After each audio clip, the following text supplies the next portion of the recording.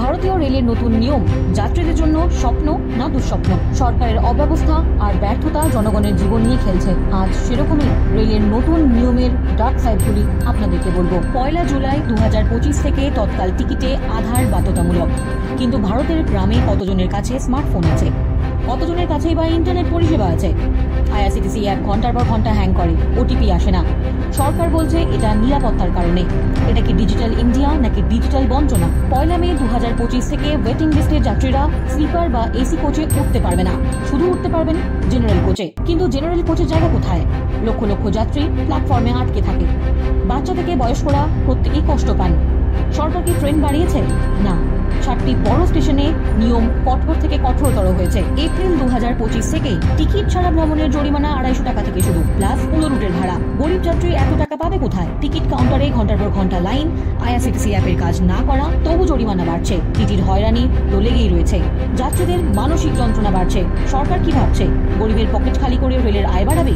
এটা কি ন্যায়? 2023 থেকে 2024-এ 40টি দুর্ঘটনায় অন্তত 317 জনের মৃত্যু।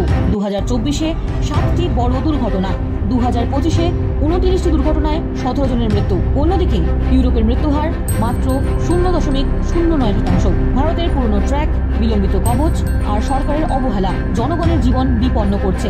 এই লজ্জা কবে শেষ হবে? 2023 থেকে 2025 সালে ভারতের রাজধানী ট্রেনগুলি গড়ে 36 মিনিট লেট করে, কখনো কখনো তা বেড়ে হয়ে যায় 27 ঘন্টা। অন্যদিকে জাপানের শিনকানসেন দেরি করে মাত্র 54 সেকেন্ড। কিন্তু যাত্রীদের জন্য কোনো বিকল্প ব্যবস্থা নেই।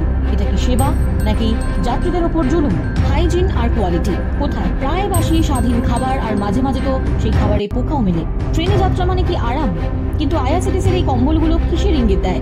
যাত্রীরা বিরক্ত, অভিযোগও দায়ের হচ্ছে, কিন্তু পরিষেবা বদলাচ্ছে কই? এই অবহেলা আর কতদিন চলবে?